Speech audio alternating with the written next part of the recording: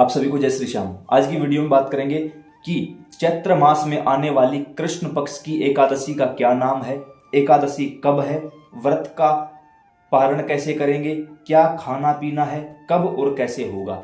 इस बार 2026 में मार्च महीने में चैत्र मास में आने वाली एकादशी, जिसका नाम है पाप मोचनी एकादशी, अर्थात समस्त पापों को नष्ट करने वाली एकादशी, जिसके व्रत मात्र से पहले किए गए सभी पाप भगवान विष्णु भगवान नारायण नष्ट कर देते हैं। इस बार 2026 में मार्च महीने में एकादशी जो तिथि है वो 14 मार्च को सुबह 8:12 पर शुरू होगी और 15 मार्च को सुबह 9:16 तक रहेगी। ऐसे में उदया तिथि के अनुसार और द्वादशी युक्त एकादशी का व्रत करना चाहिए। ऐसे में हम सब का पाप मोचनी एकादशी का व्रत मार्च 2026 में 15 मार्च को रविवार के दिन रहेगा। सारा दिन व्रत रहेगा। आप सुबह स्नान आदि से निवृत्त होकर अपने घर में ठाकुर जी को भोग लगाइए। केवल फलों का भोग लगेगा। आपका व्रत हो या ना हो, भगवान का व्रत होता है। केवल फलों का भोग लगाइए तुलसी दल के साथ। तुलसी दल एक दिन पहले उतार के रख लीजिए। तुलसी दल के साथ फलों का भोग लगाइए। आसपास कोई मंदिर है वहां जाके आइए। किसी भी देवी देवता के दर्शन करिए। जितना हो सके नाम जाप मंत्र जाप इत्यादि करिए या फिर घर में बैठ के ताली संकीर्तन करिए, परमात्मा का भजन करिए। याद रहे, आपकी वजह से कोई रोना नहीं चाहिए, आपकी आंखों में किसी की वजह से आंसू नहीं आने चाहिए। काफी प्रेमियों ने यह कहा कि भाई हम तो बाबा के सामने बैठ के रोते रहते, इससे अच्छा तो कुछ हो ही नहीं सकता। इसके सामने बैठकर इसी के लिए रोना, इससे उत्तम कुछ भी नहीं हो सकता। ये एक भाव की दुनिया है, उससे आपको दोष नहीं लगेगा। किसी से अनावश्यक बातें नहीं करनी है, अंदर बाहर की कोई भी चीजें नहीं खानी है।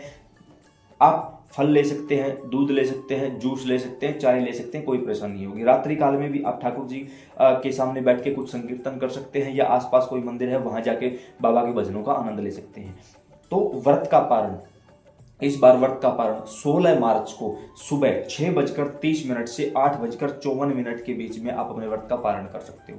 उसके लिए आप सबसे पहले ठाकुर जी को अपने घर में बना हुआ कोई भी भोग लगाइए, जैसे मूंग चावलों की खिचड़ी, खीर, हलवा, पूरी, सब्जी इत्यादि जो भी आपके यहाँ अवेलेबल हो पाए वही भोग लगा दीजिए। पहले भगवान को भोग लगाइए, फिर गौ माता को भोग लगाइए, सूर्य भगवान को जल दीजिए, तुलसी में जल दीजिए, घर में जो बुजुर्ग हैं उनको भोजन करवाइए, फिर आप भोजन को ग्रहण कर सकते हो। उसके साथ साथ काफ़ी प्रेमियों ने यह भी कहा कि भाई हम तो बाहर रहते हैं, ऐसे में हम क्या करें। तो आप केवल कपूर पर थोड़ा सा किसी भी मतलब जो कोई प्याज लहसुन से ना बनी हो, किसी ऐसी भोग का आप कपूर पर भोग लगा सकते हो।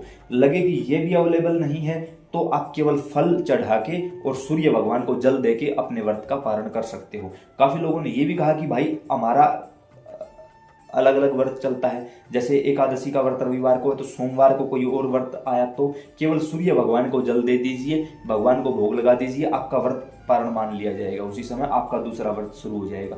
तो ऐसे में आप लोगों को डरने घबराने की आवश्यकता नहीं है। लेकिन व्रत करते समय एकादशी के सुबह, एकादशी की शाम और द्वादशी की सुबह व्रत खोलते समय 3 समय कथा सुननी जरूरी होती है, क्योंकि कथा सुनने से व्रत करने जितना ही पुण्य प्राप्त होता है। और जो व्रत भी करता है, कथा भी सुनता है, उसको 2 बार व्रत करने का फल मिलता है। तो आप लोगों को कथा एक दिन पहले रात को 8 बजे और एकादशी वाले दिन सुबह 6 बजे इसी YouTube चैनल पर आपको कथा मिल जाएगी। आपका अपना YouTube चैनल है, प्यार बनाए रखिएगा, जरूर देखिएगा। कथा सुनने से अथाह लाभ होगा। पाप मोचनी एकादशी है, समस्त पापों का नाश करने वाली है। काफ़ी प्रेमियों ने यह भी कहा कि भाई आपके साथ जुड़ना है व्हाट्सएप ग्रुप में, तो नीचे डिस्क्रिप्शन बॉक्स में व्हाट्सएप ग्रुप का लिंक दिया गया है, आप वहां से हमारे साथ जुड़ सकते हैं। जय श्री श्याम।